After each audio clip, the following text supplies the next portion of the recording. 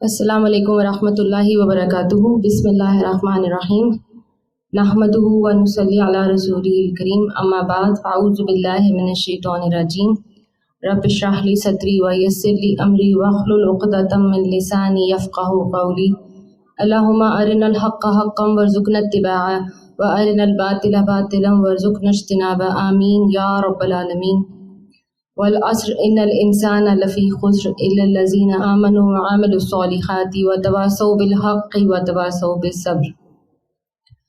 अल्हम्दुलिल्लाह हमारा डे 3 चल रहा है मोमिनीन की सिफ़ात का, और कल हमने सूरह बकरा का कुछ सेक्शन रह गया था वो कवर किया था और सूरह आल इमरान का सेक्शन शुरू किया था। अब अल्हम्दुलिल्लाह हम आयत 101 शुरू करने लगे हैं, और जो अगली 4 आयात हैं 101 से लेके 104 तक अल्लाह सुब्हानहू व तआला की खुसूसी हिदायत आ रही हैं मोमिनीन के लिए। बिस्मिल्लाहिर्रहमानिर्रहीम। आयत 101। व कैफ़ तकफ़ुरून व अंतुम तुतला अलैकुम आयातुल्लाहि व फ़ीकुम रसूलुहु व मन यातसिम बिल्लाहि फ़क़द हुदिया इला सिरातिम मुस्तक़ीम। तुम्हारे लिए कुफर की तरफ जाने का अब क्या मौका बाकी है, जबकि तुमको अल्लाह की आयत सुनाई जा रही हैं और तुम्हारे दरमियान उसका रसूल सल्लल्लाहु अलैहि वसल्लम मौजूद है। जो अल्लाह का दामन मजबूती के साथ थामेगा वो ज़रूर राह रास्त पा लेगा। अल्लाह सुब्हानहू व तआला मोमिनीन से यहाँ पर फरमा रहे हैं कि तुम्हारे पास कुफर करने की किसी किस्म की कोई गुंजाइश बाकी नहीं रहती, यानी कि तुम जब अल्लाह की आयत देखते हो, अल्लाह की निशानियाँ देखते हो और अल्लाह की हिदायत की ये किताब पढ़ते हो अल्लाह सुब्हानहू व तआला की, तो फिर तुम्हारे पास दुनियावी कामयाबियों से और कुफर से इम्प्रेस होने की कोई गुंजाइश नहीं रहती। फिर तुम उनकी तरफ लपक कर क्यों जाते हो जब इस किताब में वाज़िया हिदायत आ गई हैं जिसकी आयत तुम्हारे लिए तिलावत की जाती हैं, और इस अल्लाह का जो रसूल है, जो तुम्हारे रसूल हैं, वो तुम्हारे दरमियान मौजूद है। उस ज़माने के लिए जब ये किताब नाजिल हुई है उस वक्त नबी अकरम सल्लल्लाहु अलैहि वसल्लम बज़ाते खुद सुबहानल्लाह मौजूद थे सहाबा इकराम के दरमियान, और आज हमारे दरमियान नबी अकरम सल्लल्लाहु अलैहि वसल्लम की सीरत और हदीस और तमाम तालीमात मौजूद हैं। तो ये चीज़ें जो है ये मोमिन को फितने से दूर रखने के लिए काफ़ी हैं खुद। तो अल्लाह सुब्हानहू व तआला ये फरमा रहे हैं कि जब मैंने तुम्हारे लिए ये इस सिलेबस, ये कोर्स, ये आउटलाइन, ये हिदायत सब दे दी है, बराह रास्त तुम जो है वो हिदायत पालोगे मुझसे अगर तुम इन ये दुनियावी फितनों में, दुनियावी टेम्पटेशंस में नहीं पड़ोगे। तो यह सबक यहाँ पर हमारे लिए ये है कि मोमिन के लिए कुरानी आयत को समझना, पढ़ना लाजिम है। ठीक है, नबी अकरम सल्लल्लाहु अलैहि वसल्लम की सीरत तैयबा और अहादीस से असबाक हासिल करना लाजिम है, तो ही अल्लाह की राह मिलेगी, तो ही अल्लाह का दामन मजबूती से थामा जाएगा। अगली आयत में अल्लाह सुब्हानहू व तआला फरमाते हैं, या अय्युहल्लज़ीना आमनुत्तक़ुल्लाहा हक़्क़ तुक़ातिही वला तमूतुन्ना इल्ला व अंतुम मुस्लिमून। ए लोगो जो ईमान लाए हो, अल्लाह से डरो जैसा कि उससे डरने का हक़ है, तुमको मौत ना आए मगर इस हाल में कि तुम मुस्लिम हो। ये जो आयत है 101 से लेकर 104 तक, इनको जो पढ़ते हैं तो जैसे मुस्लिम उम्मा को रिवाइव करने की तरफ नहीं, अल्लाह सुब्हानहू व तआला एक मुहिम पेश कर रहे मुसलमानों के लिए, एक आउटलाइन पेश कर रहे हैं कि ये करो, ये करो, ये करो, तुम्हें इस चीज़ की ज़रूरत है, तुम्हें इस चीज़ की ज़रूरत है, तुम्हें इससे बचने की ज़रूरत है। इस किस्म के 3-4 इक़दामात हैं जो इन आयत में अल्लाह सुब्हानहू व तआला खुद फरमा रहे हैं, ताकि मोमिन को जो अपना भूला हुआ मकसद है, जो अपना सबक है कि मेरा मकसद बहुत आला है इस दुनिया में आने का, मैं ये जो दुनियावी रौनकें हैं, टेम्पटेशंस हैं, जो कुफ़ार की मजलिसें हैं, महफ़िलें हैं एंटरटेनमेंट वाली, उससे इम्प्रेस होना मेरा ज़िंदगी का मकसद नहीं है। वरना तो आए, खाए, पिए और जानवर की तरह ज़िंदगी गुजारी और दुनिया से चले गए। और कई बारहा अक़वाम हैं जिनके किस्से हमें ख़ुद कुरान करीम में मिलते हैं कि वो इस तरह ज़िंदगी गुजार कर चले गए। लेकिन जो उम्मत मुहम्मदी है ये हामिल शरीयत उम्मत है, और जो हामिल शरीयत अक़वाम होती हैं, जब वो अल्लाह सुब्हानहू व तआला के अहकाम को बस पुश डाल देती हैं, जब वो शरीयत को छोड़ देती हैं, तो अल्लाह सुब्हानहू व तआला उनको ख़त्म नहीं करते या उनको मिटाते नहीं हैं। ये अल्लाह की मशीयत के नज़दीक ये छोटी सज़ा है। ठीक है, उनकी फिर सज़ा ये होती है کہ وہ اقوام جو شریعت چھوڑ دیتی ہیں، جو اللہ سبحانہ تعالیٰ کی جم کر نافرمانی کرتی ہیں، وہ پھر نشان عبرت بن جاتی ہیں صدیوں صدیوں تک. اور اس کی جیسے کہ میں نے ذکر کیا، اس کی مثالیں قرآن کریم میں کتنی اقوام کی موجود ہیں، اور ہمارے سامنے جو اس کی مثال بنی اسرائیل کی گزر رہی ہے تو ہمارے اس آنکھوں کے سامنے گزر رہی ہے. اللہ سبحانہ تعالیٰ ذلت میں ڈال دیتے ہیں ایسی اقوام کو.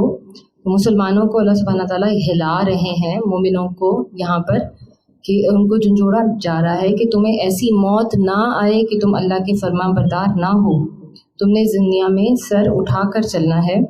اور جب اللہ سبحانہ تعالیٰ یا ایھا الذین آمنو کہتے ہیں نا، تو یہ بڑی الرٹ کرنے والی بات ہوتی ہے.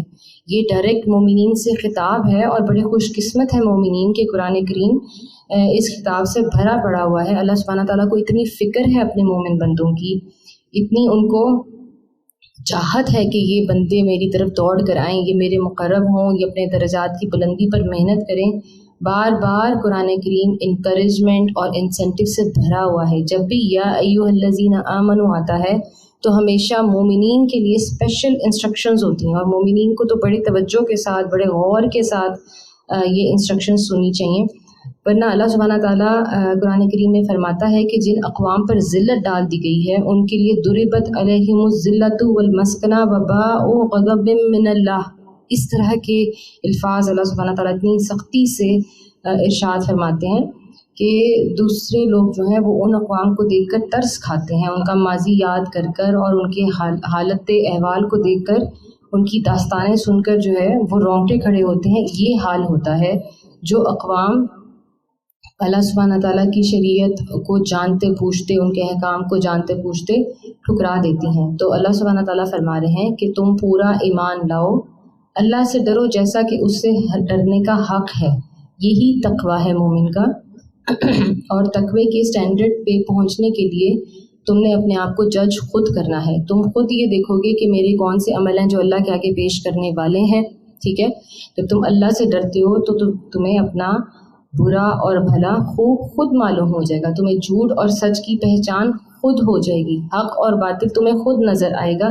یہی تمہارا تقویٰ ہے. جب تم اپنے رب سے ڈرتے ہو، اس کے آگے پیش ہونے سے ڈرتے ہو، تو تمہیں خود احساس ہوگا کہ میں نے کتنی نمازیں آج قضا کی، میں نے کتنی نمازیں وقت پر پڑھی، میں نے کتنے اعمال دنیا کو دکھانے اور ریاکاری میں کیے، اور کتنے اعمال میں نے صرف اور صرف اپنے رب کو خوش کرنے کے لیے، اس کی ذات کی رضا کے لیے کیے ہیں. تو اور ہرگز تم مت مرنا بجائے اس کے کہ تم مکمل فرما بردار ہو چکو. آیت نمبر 103 ہے. اس کا جو پہلا سیکشن ہے یہ بڑا مشہور سیکشن ہے، بارہا بیانات میں کوٹ کیا جاتا ہے. وَاعْتَصِمُوا بِحَبْلِ اللَّهِ جَمِيعًا وَلَا تَفَرَّقُوا وَاذْكُرُوا نِعْمَةَ اللَّهِ عَلَيْكُمْ إِذْ كُنْتُمْ أَعْدَاءً فَأَلَّفَ بَيْنَ قُلُوبِكُمْ فَأَصْبَحْتُمْ بِنِعْمَتِهِ إِخْوَانًا وَكُنْتُمْ عَلَى شَفَا حُفْرَةٍ مِّنَ النَّارِ فَأَنْقَذَكُم مِّنْهَا كَذَلِكَ يُبَيِّنُ اللَّهُ لَكُمْ آيَاتِهِ لَعَلَّكُمْ تَهْتَدُونَ. طویل آیت ہے، اور اللہ سبحانہ تعالیٰ کافی انسٹرکشنز یہاں پر مومنین کو دے رہے ہیں. فرماتے ہیں سب مل کر اللہ کی رسی کو مضبوط پکڑ لو اور تفرقے میں نہ پڑو. اللہ کے اس احسان کو یاد رکھو جو اس نے تم پر کیا ہے. تم ایک دوسرے کے دشمن تھے، اس نے تمہارے دل جوڑ دیے، اور اس کے فضل و کرم سے تم بھائی بھائی بن گئے. تم آگ سے بھرے ہوئے ایک گڑھے کے کنارے کھڑے تھے، اللہ نے تم کو اس سے بچا لیا. اس طرح اللہ اپنی نشانیاں تمہارے سامنے روشن کرتا ہے، شاید کہ ان علامتوں سے تمہیں اپنی فلاح کا سیدھا راستہ نظر آ جائے. حضرت عبداللہ بن مسعود رضی اللہ تعالیٰ عنہ نے یہ جب آیت کی تفسیر فرمائی تو بتایا کہ اللہ سبحانہ تعالیٰ کی اطاعت کی جائے، مکمل ایبسلوٹ اطاعت، یہ فرمایا جا رہا ہے.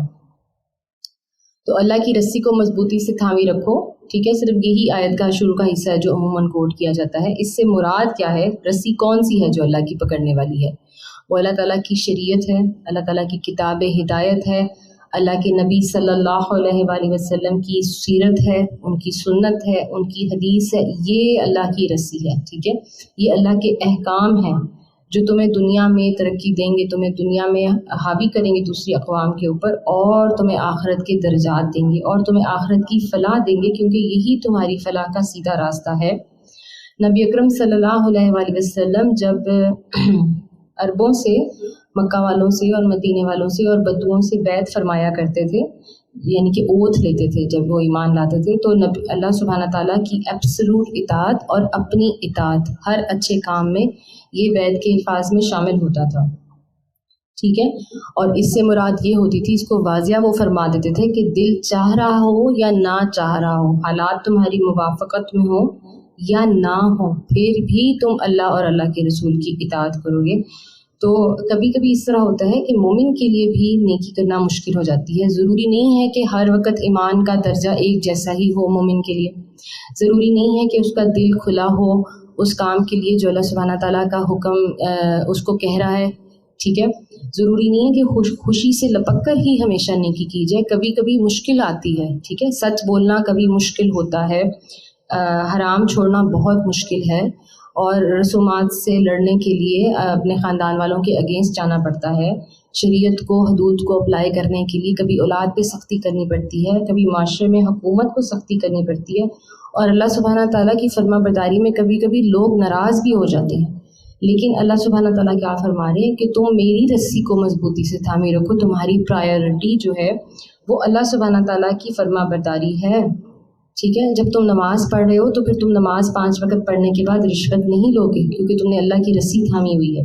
جب تم روزے رکھ رہے ہو تو پھر تم حرام نہیں کھاؤ گے کیونکہ تم اللہ کی ذات کے لیے روزے رکھ رہے ہو.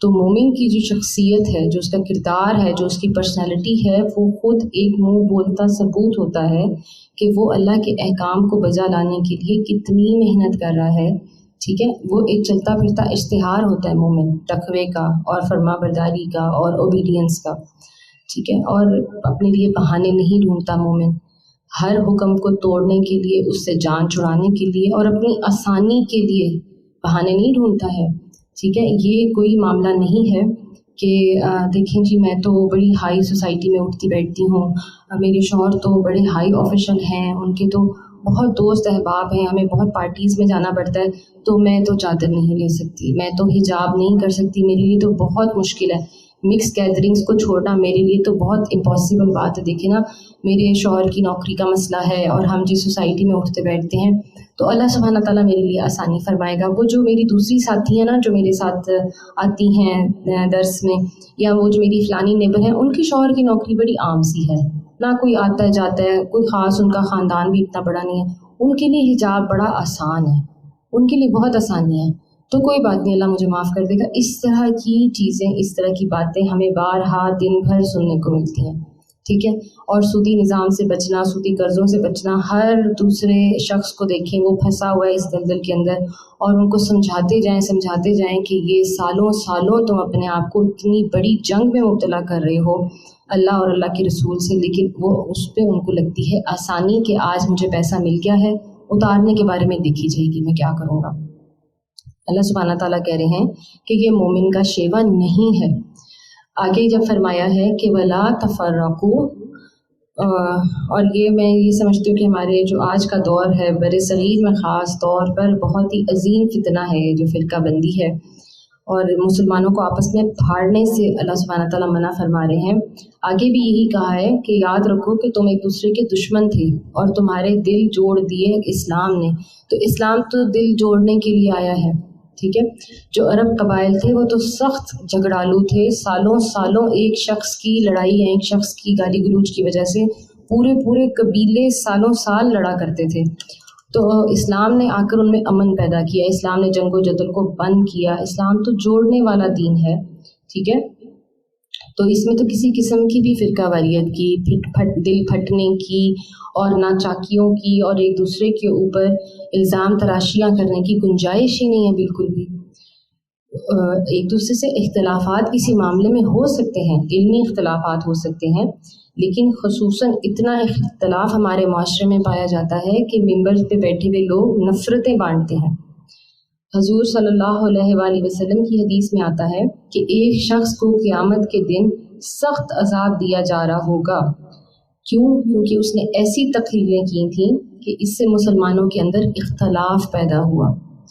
تو سمجھنے کی بات یہ ہے کہ جو ممبر پہ بیٹھے ہوئے ہیں ان کو یہ آیات کیوں نظر نہیں آتی، ان کو یہ احادیث کیوں نظر نہیں آتی کہ اتنی سخت یہ چغل خوری کا بھی ارتکاب ہے، اتنی سخت لڑائی جھگڑا اور ناچاکیاں اور اسلام کو توڑنے اور پھاڑنے کا کام ہے، مسلمانوں کو فرقوں میں بانٹنا، چھوٹی چھوٹی بات کے اوپر سے ایک دوسرے کے خلاف کھڑے ہوتے ہیں۔ اللہ سبحانہ تعالیٰ فرماتے ہیں کہ اسلام نے تو تم پر فضل اور کرم کیا ہے، تمہیں تو بھائی بھائی بنایا ہے، ٹھیک ہے، تم عذاب کے اور فتنے کے اور شرک کے گڑھے کے کنارے کھڑے ہوئے تھے، تمہیں آ کے اسلام نے بچایا ہے، پورے اہل عرب کو اسلام نے بچایا ہے، پوری دنیا کو اسلام نے آ کر بچایا ہے، اللہ کے دین نے آ کر ان کو بچایا ہے، ہم سب کو، ہمیں اور آپ کو، کہ خدا نہ خواستہ ہمارا انجام جو ہے وہ مشرکین کے ساتھ، یا ہمارا انجام نار میں، یا ہمارا انجام جہنم میں نہ ہو جائے۔ اللہ سبحانہ تعالیٰ فرما رہے ہیں کہ میں تمہیں بچاتا ہوں، میں تمہیں جوڑتا ہوں، میں تمہیں تقویت دیتا ہوں، اور تم آپس کی تقسیم میں پڑے ہوئے ہو تو یہ مومن کا شیبہ نہیں ہے۔ اگلی انسٹرکشن 104 آیت میں آتی ہے، وَلْتَكُن مِّنكُمْ أُمَّةٌ يَدْعُونَ إِلَى الْخَيْرِ وَيَأْمُرُونَ بِالْمَعْرُوفِ وَيَنْهَوْنَ عَنِ الْمُنكَرِ وَأُولَٰئِكَ هُمُ الْمُفْلِحُونَ۔ تمہیں کچھ لوگ تو ایسے ضرور ہی رہنے چاہیے جو نیکی کی طرف بلائیں، بھلائی کا حکم دیں اور برائیوں سے روکتے رہیں، جو لوگ یہ کام کریں گے وہی فلاح پائیں گے۔ تو بڑی خوبصورت انسٹرکشن ہے یہ، اور امر بالمعروف اور نہی عن المنکر کا بارہا قرآن کریم جگہ جگہ مسلمانوں کو فردن فردن کام کرنے کا بھی حکم دیتا ہے، اور یہاں پر تو اجتماعیت کا حکم آ گیا ہے، ٹھیک ہے۔ اور بہت بڑا فرق ہے منافقین اور مومنین میں یہ والا، کہ منافقین جو ہیں وہ بلکہ برائی کی ترغیب دیتے ہیں اور نیکی سے روکتے ہیں، اور ان میں امر بالمعروف نہی عن المنکر قطعی نہیں ہوتا، نہ اپنی اصلاح چاہتے ہیں نہ دوسروں کی اصلاح چاہتے ہیں، جبکہ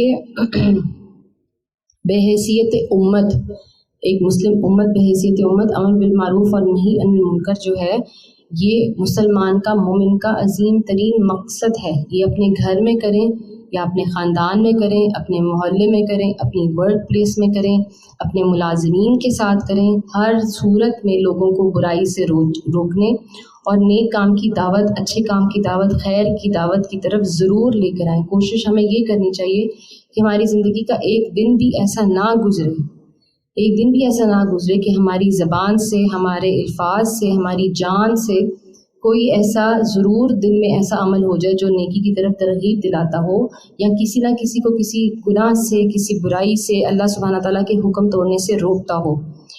اور ساتھ جو خصوصی انسٹرکشن فرمائی جا رہی ہے وہ یہ ہے کہ مسلمان امت میں ایک جماعت کا ہونا لازمی ہے، ٹھیک ہے۔ یہاں پر تبلیغ دین کو اور اصلاح معاشرے کو اور امر بالمعروف اور نہی عن المنکر کو اللہ سبحانہ تعالیٰ ایز اے نیشن ہم پر فرض کر رہے ہیں کہ یہ ایسی ایک جماعت لازمی ہونی چاہیے جو اکانومی کو، معاشرے کو، معاملات کو، ہر چیز کو آبزرو کر رہی ہو اور اس کو نیکی کی راہ پر ڈالے، اس کو برائی کی راہ سے روکے۔ ہر صورت میں ایسی ایک کریکٹنگ جماعت ہونی چاہیے جو لوگوں کو برائی سے لبریٹ کرے، ان کو پروٹیکشن دے، ٹھیک ہے۔ اسلام نے آج جو ہے وہ مسلمانوں نے آج اپنے آپ کو کچھ ایسا محسوس کروانا شروع کر دیا ہے جس سے خدا نخواستہ بہت ہی پسے ہوئے دبے ہوئے طبقے سے بلانگ کرتے ہیں۔ حقیقت میں تو اسلام ان کو لبریٹ ہی کرنے آیا ہے، ٹھیک ہے۔ دنیا کی جو انٹرٹینمنٹ ہے، جو اس کے اندر گھٹن ہے، جو فحاشی ہے، جو ریانی ہے، اس سے لبریٹ کرنے آیا ہے اسلام، ٹھیک ہے۔ اسلام جو مومن عورت ہے وہ اپریسڈ نہیں ہے، وہ تو آزاد ہے۔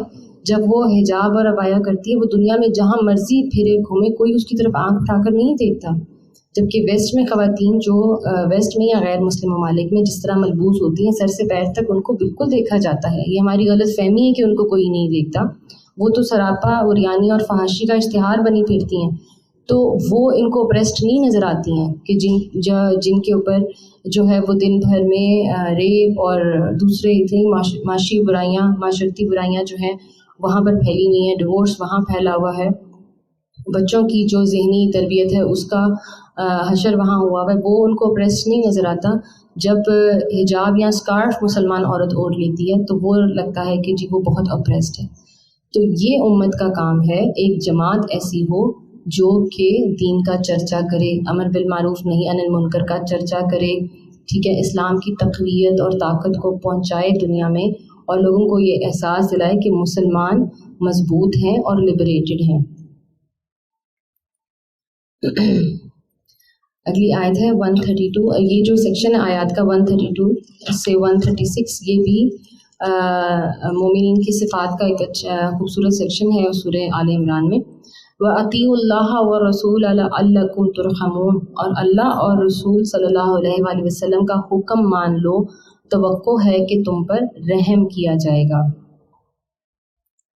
इस हिस्सा सूरत में का जो पस मंज़र है वो उहुद के वाक़यात और मामलात हैं। और जैसा कि हम जानते हैं कि जब उहुद का तज़किरा चल रहा है और यहाँ पर ये बात हुई थी कि हाथ आई फ़तह जो है वो सहाबा किराम से चली गई थी। ना तो कोई हारी थी पार्टी, ना कोई जीती थी पार्टी, क्योंकि ना तो मदीने पर खुदा न खास्ता कब्ज़ा हुआ था और ना कोई और मामला हुआ था। तो उसके बाद ये है कि अल्लाह सुब्हानहू तआला ने सहाबा इकराम को एक मुस्बत तबसरे के ज़रिए से समझाया और बुझाया, उनकी इस्लाह फरमाई, ना तो उनकी बेइज्जती की, ना उन कोई मनफी तबसरे हैं इस आल इमरान के सेक्शन में।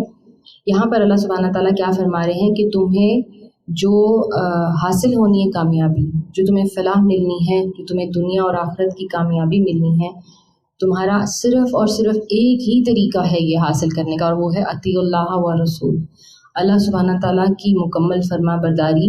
अल्लाह सुब्हानहू तआला की ख़ास रहमत जो मोमिनीन पर आती है, जो मुसलमानों पर आती है, वो सिर्फ़ और सिर्फ फरमा बरदारी की एब्सोल्यूट इताअत की वजह से ही आती है। वरना जो अल्लाह सुब्हानहू तआला की आम रहमत है वो तो मुशरिक और काफिर को भी मैसर है, ठीक है, उनको भी सुबह उठ के रिस्क मिलता है, उनको भी सुबह सांस चल रही होती है, वो तो मुसलसल एब्सोल्यूट नाफरमानी और कुफर में मुब्तला हैं, तो अल्लाह सुब्हानहू तआला उनकी ऑक्सीजन बंद तो नहीं कर देता, उनका खाना, उनका रिस्क, उनकी नेमतें बंद तो नहीं कर देता। ये अल्लाह सुब्हानहू तआला की आम रहमत है कि वो तमाम मखलूक़ात को पालने वाला है और वो उनका राज़िक और मालिक और खालिक है। लेकिन जो ख़ास रहमत है अल्लाह सुब्हानहू तआला की, वो अपने प्यारे मुक़र्रब बंदों के साथ है, मोमिनीन के साथ है, मुक़र्रबीन के साथ है, मुत्तक़ियों के साथ है अल्लाह सुब्हानहू तआला की रहमत। तो अल्लाह सुब्हानहू तआला फरमा रहे हैं कि तुम क्यों नहीं मेरी रहमत के साए के नीचे आते, मेरी ख़ास रहमत तुम क्यों नहीं चाहते कि तुम पर वो ख़ास रहम किया जाए जो अल्लाह और अल्लाह के रसूल चाहते हैं कि तुम पर हो। तुम क्यों नहीं चाहते कि तुम अर्श इलाही के साए में आओ, तुम क्यों नहीं चाहते कि तुम्हें वो मुकामात अज़ीम, वो जन्नतें, वो सारे दर्जात मिलें जो अल्लाह सुब्हानहू तआला तुम्हारे लिए तैयार करके रखे हुए हैं जन्नत में। तो क्या तरीका है ये हासिल करने का, ये ख़ास रहमत हासिल करने का तरीका सिर्फ़ यही है कि अल्लाह सुब्हानहू तआला की इताअत की जाए, मुकम्मल इताअत की जाए, अल्लाह सुब्हानहू तआला के रसूल की इताअत की जाए, उनका हुक्म माना जाए और मुकम्मल इताअत की जाए। सिलेक्टेड इताअत मोमिन का शेवा नहीं है। अगली आयत है आयत नंबर 133। अल्लाह सुब्हानहू तआला फरमाते हैं वसारिऊ इलल मग़फ़िरतिम मिन रब्बिकुम व जन्नतिन अर्दुहस समावातु वल अर्दु उइद्दत लिल मुत्तक़ीन। दौड़ कर चलो उस राह पर जो तुम्हारे रब की बख्शिश और उस जन्नत की तरफ जाती है जिसकी वसअत ज़मीन और आसमानों जैसी है, और वो उन खुदा तरस लोगों के लिए मुहैया की गई।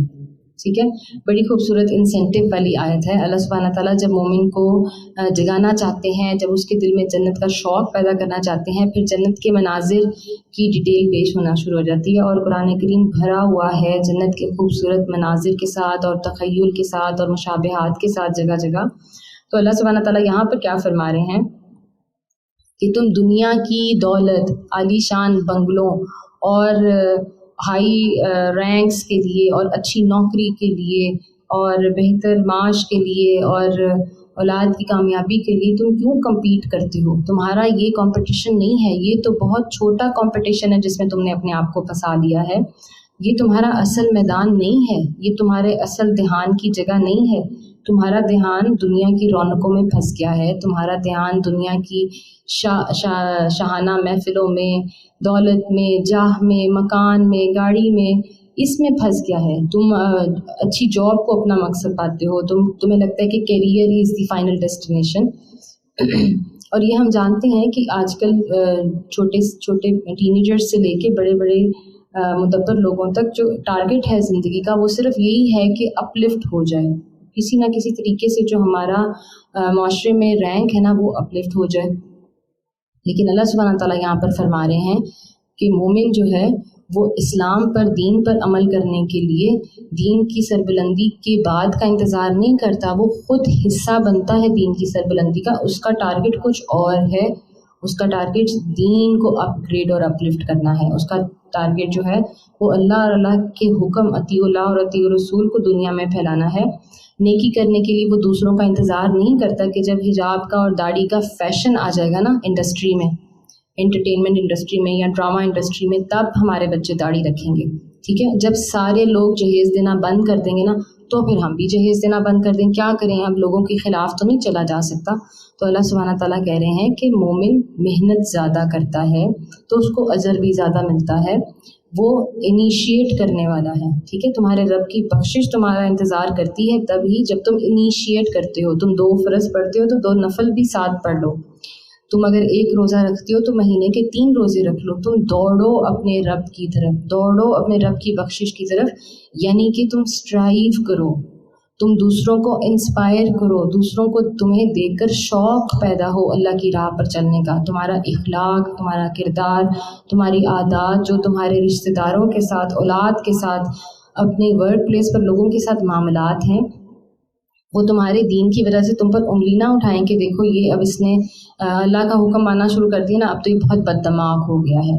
ٹھیک ہے، ہاں انہوں نے اپنی بیٹی کو حجاب کروایا، انہوں نے جہیز نہیں دیا نا، اوہو اب تو بہت مشکل ہوگی اس کی زندگی اسٹیبلش ہونے میں. آپ کو اور ہمیں اللہ سبحانہ تعالیٰ کا حکم بجا لانے، ان کی اطاعت کرنے کے لیے جو معاشرے سے جنگ کرنی ہے نا، یہی ہمارا جہاد ہے. ہم نے آج تلواریں اٹھا کر اپنے معاشرے میں جنگ نہیں کرنی ہے، کیونکہ برائے نام تو ہم رہتے مسلم معاشرے میں ہیں. اللہ سبحانہ تعالیٰ فرما رہے ہیں کہ میری راہ کی طرف دوڑ کر چلو، رن ٹورڈز می، میں تمہارا انتظار کر رہا ہوں ان وسعت والی جنتوں کے ساتھ جس میں میں نے تمہیں ہمیشہ کے لیے رکھنا ہے. اور جو میرا حکم مانیں گے اور جو خدا ترسی دکھائیں گے، جو متقین ہیں، میں ان کے لیے یہ سب کچھ تیار کر کے بیٹھا ہوں. تو تم کیوں دنیا کی طرف دوڑے چلے جاتے ہو؟ نبی اکرم صلی اللہ علیہ وآلہ وسلم کی بڑی خوبصورت حدیث ہے. آپ صلی اللہ علیہ وآلہ وسلم فرماتے ہیں صحیح مسلم میں، نیک اعمال کرنے میں جلدی کرو ایسے فتنوں سے پہلے جو اندھیری رات کے ٹکڑوں کی طرح آئیں گے. صبح کو انسان مومن ہوگا اور شام کو کافر ہوگا، یا شام کو مومن ہوگا اور صبح کو کافر ہوگا. وہ اپنے دین کو دنیا کے معمولی سامان کے بدلے بیچ دے گا. اور یقین کریں جو آج ہم جس فتنے کے دور میں اور جس تیز زندگی کے دور میں ہم گزر رہے ہیں، بالکل ایبسولوٹ یہی معاملہ ہے کہ صبح کو انسان مومن ہوتا ہے اور شام کو کافر ہوتا ہے. اگلی آیت 134 میں اللہ سبحانہ تعالیٰ فرماتے ہیں الذین ينفقون فی السراء والضراء والکاظمین الغیظ والعافین عن الناس واللہ یحب المحسنین. جو ہر حال میں اپنے مال خرچ کرتے ہیں، خواہ بدحال ہو یا خوشحال، جو غصے کو پی جاتے ہیں اور دوسروں کے قصور معاف کر دیتے ہیں، ایسے نیک لوگ اللہ کو بہت پسند ہیں. بڑی خوبصورت آیت میں اللہ سبحانہ تعالیٰ نے دیکھی کس طرح ایک مومن کی شخصیت کا نقشہ کھینچا ہے، اور یہ 2-3 کوالٹیز ہیں جو بیان فرمائی جا رہی ہیں. پہلی کوالٹی کیا ہے کہ ہر حال میں اپنا مال خرچ کرتے ہیں، خواہ بدحال ہو یا خوشحال ہو. یعنی کہ مومن خوشحالی کا انتظار نہیں کرتا کہ جب اللہ سبحانہ تعالیٰ مجھے اتنا بڑا گھر دے دے گا، جب مجھے اتنا سونا دے دے گا، جب مجھے اتنی دولت دے دے گا نا، پھر میں انفاق بالمال کروں گا، پھر میں اللہ سبحانہ تعالیٰ کی راہ میں خرچ کروں گا. ابھی تو میں خود بہت غریب ہوں، ابھی تو میرے پاس خود پیسے نہیں ہیں. تو جو آج کے معاشرے کی سودی ذہنیت ہے نا، یہ جو پیسے کی لالچ اور پیسے کی حرص ہے، اس نے مومن کا ایمان بہت خراب کر کے رکھ دیا ہے. سودی ذہن میں مال کا استحصال ہے، اس کی طرف دھیان چل پڑتا ہے کہ میں نے خرچ کیا تو میرے ہاتھ سے چلا جائے گا، میں نے دے دیا تو کم ہو جائے گا. دین اسلام کا اور مومن کا ایبسولوٹ نہ یہ شیوا ہوتا ہے اور نہ ہی یہ فکر ہوتی ہے کہ مال کہاں سے آئے گا. اس مومن کی فکر تو یہ ہوتی ہے کہ میں کیسے خرچ کروں اور کہاں خرچ کروں، کیونکہ وہ تو اللہ سبحانہ تعالیٰ کے ساتھ سودا کر رہا ہوتا ہے. ٹھیک ہے، وہ 10 گنا کا، 100 گنا کا، 70 گنا کا، وہ تو کئی گنا کا سودا کر رہا ہوتا ہے، اور وہ تو اپنے معاملات کو آخرت میں ٹرانسفر کر رہا ہوتا ہے. اس کو پتہ ہوتا ہے کہ یہ جو میں اللہ کی راہ میں انفاق مال کر رہا ہوں، جو میں اللہ کی راہ میں دے رہا ہوں، وہ یہاں میرا سیف نہیں بن رہا ہے. جو میرا والٹ ہے نا، جو میرا بینک اکاؤنٹ ہے، وہ یہاں پہ نہیں بن رہا ہے، وہ تو عرش الہی پر بن رہا ہے، وہ تو روز محشر مجھے پریزنٹ کیا جائے گا. تو مومن میں اور دنیا پرست انسان میں یہ بہت واضح فرق ہوتا ہے کہ کون مال خرچ کرتا ہے اور کس راہ میں خرچ کرتا ہے۔ اللہ سبحانہ تعالیٰ فرما رہے ہیں کہ مومن مال سے محبت نہیں کرتا، وہ اپنی خوشحالی کا انتظار نہیں کرتا، بدحال ہو تو بھی اللہ کی راہ میں دیتا ہے، چاہے کھجور کی ایک گٹھلی ہی کیوں نہ ہو۔ آپ کو یاد ہے کہ ہم جب تبوک کے واقعات ڈسکس کر رہے تھے تو اس میں ایک واقعہ آیا تھا کہ ایک صحابی جو تھے وہ سارا دن محنت مشقت کر کے آدھا کلو غلہ لے کر آئے تھے، وہ انہوں نے نبی اکرم صلی اللہ علیہ وآلہ وسلم کو پیش کر دیا تھا کیونکہ ان کی وہی حیثیت تھی، اور منافقین نے ان کا کتنا مذاق اڑایا تھا۔ نبی اکرم صلی اللہ علیہ وآلہ وسلم کی ایک اور حدیث ہے جس کا مفہوم ہے کہ جنت میں ایسے لوگ داخل ہوں گے جن کے دل چڑیوں کی طرح نرم ہوں گے، ٹھیک ہے۔ تو مومن کا دل معصوم ہے اور نرم ہے، اور دوسروں کو بھی خوشحال دیکھنا چاہتا ہے اور معاشرے کی بھی خیر چاہتا ہے، وہ اپنا مال اپنے تک سمیٹ کر نہیں رکھتا۔ اسی طرح ایک اور موقع پر نبی اکرم صلی اللہ علیہ وآلہ وسلم نے اسماء بنت ابی بکر رضی اللہ تعالیٰ عنہا سے فرمایا کہ بندھن باندھ کر نہ رکھو، اللہ بھی تجھ پر بندھن باندھ دے گا۔ اور یہ خاص سمجھنے کی بات ہے کہ علماء کہتے ہیں کہ ایک عورت سے آپ صلی اللہ علیہ وآلہ وسلم نے یہ فرمایا خصوصی طور پہ کیونکہ عموماً سلیقے کے نام پر یا گھر چلانے کے نام پر چھوٹی چھوٹی چیزوں کو، کپڑے کو، کھانے کو مال کر سمیٹ کر رکھنا اور جوڑ کے رکھنا یہ عورتوں کی عادت ہوتی ہے۔ لیکن مسئلہ یہ ہے کہ جب سالوں سال کوئی چیز استعمال نہیں ہو رہی اور وہ جمع ہوتی جا رہی ہے تو پھر یہ جو مومن عورت ہے اس کا یہ شیوا نہیں ہے۔ جو چیز استعمال نہیں ہو رہی یا استعمال ہو چکی ہے اور اب وہ آپ کو مزید فائدہ نہیں پہنچا رہی، اس کو آگے نکال دینا چاہیے، ٹھیک ہے۔ اس طرح کے معاملات دیکھنے میں اور سننے میں آتے ہیں کہ اپنے ملازمین کو کپڑا دیا، بٹن اتار لیا، قمیض دے دی، دوپٹہ نہیں دیا۔ یہ بڑی چھوٹی سی مثال میں نے آپ کو دی ہے، اور ہم نے سورہ ماؤن میں اس کا تذکرہ کیا تھا کہ جو برتنے کی چیزیں دینے سے اعراض کرتے ہیں، جو برتنے کی چیزیں نہیں دیتے، اس سے منع فرمایا جا رہا ہے۔ تو نبی اکرم صلی اللہ علیہ وآلہ وسلم نے حد درجے کنجوسی کو منع فرمایا ہے، ٹھیک ہے۔ اور اس حدیث کا یہ بھی مفہوم ہے کہ ورنہ اللہ سبحانہ تعالیٰ بھی تم کو گن گن کر دے گا۔ اسی طرح بخاری اور مسلم کی روایت ہے، نبی اکرم صلی اللہ علیہ وآلہ وسلم نے فرمایا خرچ کرو اور گن گن کر مت رکھو ورنہ اللہ بھی تم کو گن گن کر دے گا، اور سینت سینت کر مت رکھو ورنہ اللہ بھی تمہارے ساتھ یہی معاملہ فرمائے گا، ٹھیک ہے۔ تو یہ مومنین کی بڑی امپورٹنٹ کوالٹی ہے جو اللہ سبحانہ تعالیٰ نے یہاں پر بیان فرمائی ہے۔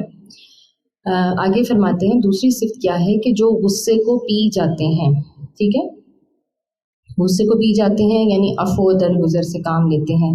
مومنین ٹھنڈے مزاج کے ہوتے ہیں، ایسا نہیں ہے ان کو غصہ نہیں آتا، آف کورس غصہ آ سکتا ہے، انسان ہے، لیکن غصہ آتا ہے تو بھڑک نہیں پڑتے، اس کو پیتے ہیں، اس کو تھامتے ہیں، اپنے آپ پر کنٹرول رکھتے ہیں، شیطان کے وسوسوں میں بہہ نہیں جاتے ہیں، غصے میں آپے سے باہر نہیں ہو جاتے ہیں، ٹھیک ہے۔ نبی اکرم صلی اللہ علیہ وآلہ وسلم نے ایک مرتبہ ایک شخص کو نصیحت فرمائی کہ غصہ مت کیا کر اور تیرے لیے جنت ہی جنت ہے۔ تو غصہ تھامنا جنت کی قیمت ہے مومن کے لیے، ٹھیک ہے۔ جب وہ یہاں پر اپنے اوپر جبر کرتا ہے، کوئی بات اس کے مزاج کے خلاف ہو جاتی ہے، ٹھیک ہے، ایسا ہو سکتا ہے کہ سامنے والے نے دل جلا دیا ہو، اذیت پہنچائی ہو، تکلیف پہنچائی ہو، تو مومن آگے سے بد مزاجی کا مظاہرہ نہیں کرتا، ٹھیک ہے۔ وہ یہ دیکھتا ہے کہ میرے اللہ مجھ سے کیا چاہتے ہیں، میرے نبی صلی اللہ علیہ وآلہ وسلم مجھ سے کیا چاہتے ہیں، اپنے غصے کو آئیڈینٹیفائی کرتا ہے، لیکن پھر سوچتا ہے کہ میرے بھڑکنے سے، ٹھیک ہے، اور میرے فنگر پوائنٹنگ کرنے سے اور دوسروں کے اوپر برسنے سے میرے اللہ مجھ سے ناراض ہوں گے، میرے نبی صلی اللہ علیہ وآلہ وسلم مجھ سے ناراض ہوں گے، تو پھر وہ بھیڑوں کی چھتوں کی طرح نہیں بھڑکتا، ٹھیک ہے۔ وہ اپنے اوپر مرہم رکھتا ہے، اپنی عزت نفس کا بھی خیال رکھتا ہے، اور خاموش رہنا، تعوذ پڑھنا، یہ تو ہمارے نبی اکرم صلی اللہ علیہ وآلہ وسلم کی سیرت طیبہ میں بار بار یہ باتیں ملتی ہیں، ہدایات ملتی ہیں مومنین کے لیے کہ کھڑے ہو تو بیٹھ جاؤ اور بیٹھے ہو تو لیٹ جاؤ یا پانی پی لو، کہ ہر طریقے سے اپنی اوپر، اپنی پرسنالٹی پر قابو رکھنا مومن کی بہت امپورٹنٹ صفت ہے۔ یہ ایسی عام معاشرتی باتیں ہیں، سوسائٹی کی، اخلاق کی عام باتیں ہیں جو ہم کبھی سوچتے بھی نہیں ہیں جب تک ہم قرآن کریم کو ڈیٹیل سے سمجھتے نہیں ہیں۔ ہم نہیں سوچتے کہ اللہ ہم سے یہ چاہتا ہے، ہم سمجھتے ہیں کہ بس یہ سوشل مینرز یا ایٹیکیٹس کا تقاضا ہے، نہیں۔ دیکھیں اللہ سبحانہ تعالیٰ اپنے پیارے بندوں، اپنے مومنین کی صفات بیان کر رہے ہیں اور کہہ رہے ہیں کہ وہ غصے کو پیتے ہیں، وہ میری خاطر غصے کو پیتے ہیں، اور اللہ سبحانہ تعالیٰ محسنین کو، مومنین کو پسند کرتا ہے۔ یہ عفو و درگزر کرنے والے ہیں، ان کے اندر حلم ہے، یہ معاف کرتے ہیں، یہ دوسرے کے گناہ کو، کسی کی غلطی کو، کسی نے آپ کا دل دکھایا ہے، نقصان پہنچایا ہے، ذلت دی ہے، 100 معاملات ہو سکتے ہیں، لیکن صلہ رحمی کرتے ہیں، اپنے تعلقات مومنین دوسرے مسلمانوں کے ساتھ اور غیر مسلم لوگوں کے ساتھ بھی برقرار رکھتے ہیں، ہمسایوں کا خیال رکھتے ہیں، حقوق العباد کا خیال رکھتے ہیں۔ اور جو انسان حقوق العباد کا خیال رکھتا ہے اس کے اندر تو بہت حلم پیدا ہوتا ہے، وہ تو بہت کڑوی کسیلی باتیں چھوٹوں کی بڑوں کی برداشت کرتا ہے۔ تو مومن اپنے دل پر مرہم رکھتا ہے، ٹھیک ہے، اپنے زخموں کو کریدتا نہیں ہے، بار بار اپنے آپ کو غصہ نہیں دلاتا ہے، اور اس قسم کی بحثوں میں، لا حاصل ڈسکشنز میں نہیں پڑتا ہے جو اس کو پھر غصہ دلائیں، پھر اس کو تنگ کریں، اس کے جو مشکل معاملات ہیں ان کو بار بار اچھالیں۔ یہ مومن کا شیوا نہیں ہے۔ اور یہ بھی بات سمجھنے کی ضرورت ہے کہ اگر کوئی شخص، کوئی انسان مومن اپنے آپ کو کی اصلاح کرنے کی کوشش کر رہا ہے، ٹھیک ہے، اور کسی کو معاف کرنے کی کوشش کر رہا ہے، اور اگر وہ معاف نہیں کرے گا نا تو پھر وہ ساری زندگی مظلوم بنا رہے گا، ٹھیک ہے، اور مظلوم بنے میں کیا ہے، پھر وہ بار بار اپنے زخم خریدے گا، پھر بار بار اس شخص کی برائی کرے گا، بار بار غیبت کرے گا، بار بار چغلی کرے گا، اور اپنے درجات اپنے اللہ سبحانہ تعالیٰ کے سامنے بڑھانے کی بجائے ان کو گراتا جائے گا۔ جانے انجانے میں یہ ہماری غلطیاں عام ڈیلی غلطیاں ہیں، یہ ہمارے عام ڈیلی کے معاملات ہیں۔ تو مومن کسی کی غلطی کو، کسی کی کوتاہی کو اپنی انا کا مسئلہ نہیں بناتا ہے، بلکہ وہ معافی کو پسند کرتا ہے، کیونکہ وہ یہ چاہتا ہے کہ میرا اللہ بھی مجھے معاف کرے۔ اور دیکھیں کیسی اتفاق کی بات ہے کہ ہم تو اس عشرے سے گزر رہے ہیں جس کی دعا ہی یہ ہے کہ اللہ سبحانہ تعالیٰ ہم آپ سے معافی کے طلبگار ہیں، آپ ہمیں مکمل ایبسولوٹ معاف کر دیں۔ تو ہم اللہ سبحانہ تعالیٰ سے معافی چاہتے ہیں، ہم اتنے کمزور ہیں، دل میں کئی گناہ کرتے ہیں، تو کیا یہ مومن کا شیوا نہیں ہے کہ پھر وہ دوسروں کو معاف کرے، وہ پھر مومنین کو، مسلمانوں کو، اللہ کے بندوں کو وہ معاف کرے۔ نبی اکرم صلی اللہ علیہ وآلہ وسلم نے ایک اور مقام پر فرمایا، میں 3 باتوں پر قسم کھاتا ہوں اور وہ بات تم کو بتاتا ہوں، ان باتوں کو تم یاد رکھنا۔ 1، صدقہ کرنے سے کسی کا مال کم نہیں ہوتا۔ 2، جس پر ظلم کیا گیا اور اس نے اس پر صبر کیا تو اللہ اس کی عزت بڑھاتا ہے۔ 3، نہیں کھولتا کوئی شخص سوال کا دروازہ مگر یہ کہ اللہ اس پر فقر کا دروازہ کھول دیتا ہے، مراد ہے ہاتھ پھیلانا، ٹھیک ہے۔ اور ہم نے یہی صفات ابھی پیچھے جو آیات ہم پڑھ رہے ہیں اس میں ہم نے یہی دیکھی ہے کہ صدقہ کرو، انفاق کرو، ٹھیک ہے، اور ظلم ہو جائے تو معاف کر دو، عفو سے کام لو، اور اپنے اوپر مرہم رکھنے کا بہترین طریقہ مومن کا یہ ہے کہ وہ اللہ سبحانہ تعالیٰ کی یاد میں، اللہ کے رسول کی اطاعت میں، دین کو سمجھنے، اس کو پھیلانے، اور نیکی کے خیر کے 100,000 کام ہیں مومن کے پاس کرنے کے لیے۔ اس کو تو جو ہیں ظالم لوگ اور منافق لوگ، ان پر توجہ دینے کی ضرورت ہی نہیں ہے، اس کو اپنے دشمنوں سے، منافقین سے دور رہنے کی ضرورت ہے، معاف کریں اور آگے چل پڑیں۔ تو اللہ سبحانہ تعالیٰ فرما رہے ہیں کہ مومن مرہم رکھنے والے ہیں، دوسروں کے قصور معاف کرتے ہیں اور غصے کو پی جاتے ہیں۔ پھر دیکھیے انسینٹیو کیا دیا ہے کہ ایسے نیک لوگ اللہ کو بہت پسند ہیں، یہ مومن کا فائنل ٹارگٹ ہے، یہ ہے مومن کا ایبسولوٹ ٹارگٹ کہ وہ فلاح پانے والے ہیں، ان کے لیے جنتیں انتظار کر رہی ہیں، اللہ سبحانہ تعالیٰ ان کا انتظار کر رہے ہیں، اللہ سبحانہ تعالیٰ کو یہ لوگ بہت پسند ہیں۔ تو لوگوں کی پسندیدگی، لوگوں کے ہاں اپنے درجات کو بلند کرنا، لوگوں کے ہاں مشہور ہونا اور معروف ہونا، یہ مومن کا نہ ٹارگٹ ہے، نہ اس کی زندگی کا اصل مقصد ہے۔ اس کا مقصد ہی اپنے رب کی خوشنودی حاصل کرنا ہے۔ اور اللہ سبحانہ تعالیٰ قرآن کریم میں بار بار بتاتے ہیں کہ تم کیسے میرے مقرب ہوگے، تم کیسے میری خوشنودی حاصل کرو گے۔ اگلی آیت 135 میں اللہ سبحانہ تعالیٰ فرما رہے ہیں، والذین اذا فعلوا فاحشۃ او ظلموا انفسهم ذکروا اللہ فاستغفروا لذنوبہم ومن یغفر الذنوب الا اللہ ولم یصروا علی ما فعلوا وهم یعلمون۔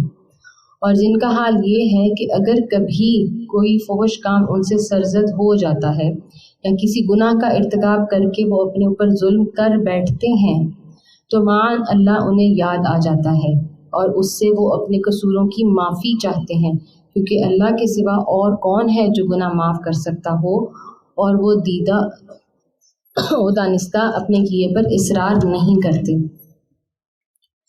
यहाँ पर हम ये बात रिमाइंड अपने आप को करवा लें कि जब मुनाफिकीन के ऊपर डिस्कशन हो रही थी तो हमने ये देखा था कि अपने गुनाह पर डटे और जमे रहते हैं, तौबा इस्तग़फ़ार नहीं करते और झूठ पर डटे रहते हैं, वादा खिलाफ़ी पर डटे रहते हैं, बुराई पर डटे रहते हैं और सीधी राह नहीं अपनाते, ना अपनी गलती मानते हैं। और नबी अकरम सल्लल्लाहु अलैहि वसल्लम के दौर के जो मुनाफिकीन थे उनके लिए तो अल्लाह सुब्हानहू तआला ने आखिर ये वही दे दी थी कि आप भी इनके लिए इस्तग़फ़ार ना करें।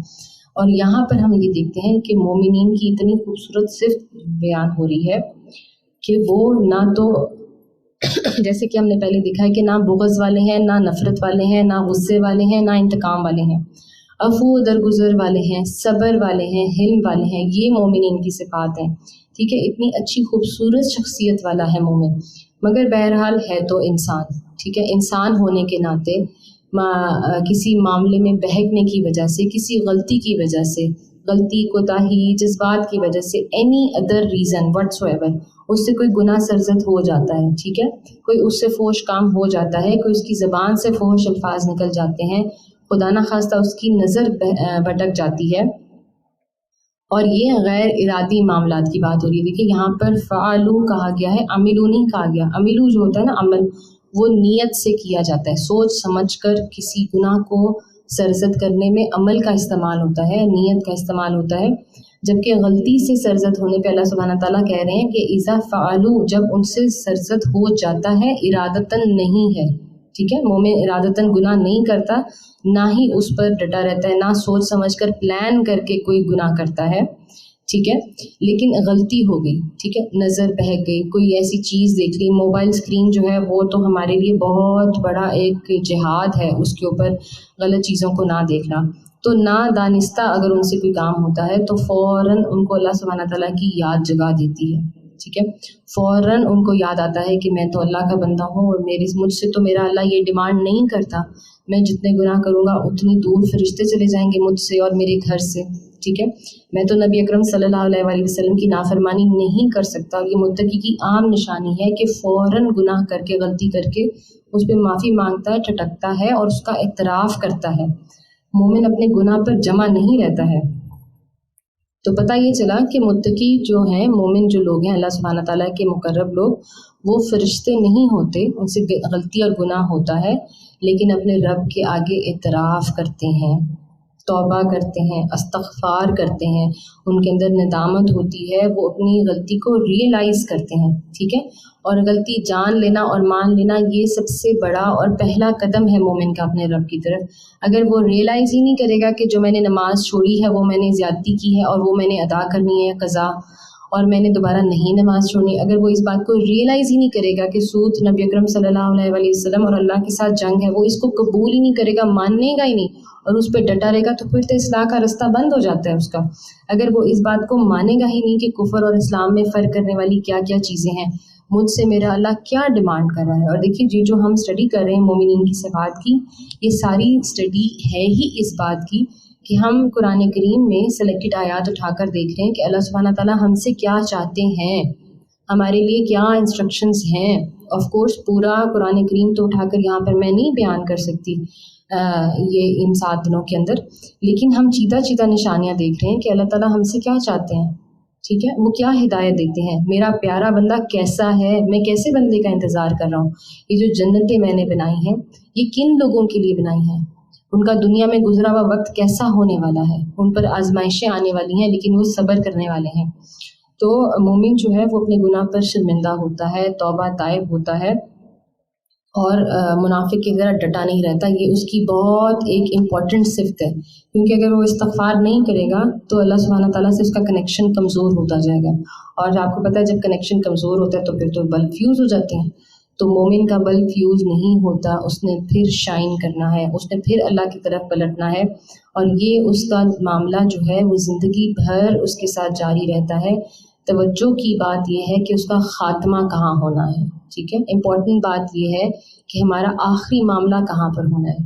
ज़िंदगी में इंसान से कई गलतियाँ, कोताहियाँ, गुनाह सरज़द होते हैं, अल्लाह सुब्हानहू तआला माफ़ फरमाने वाला है।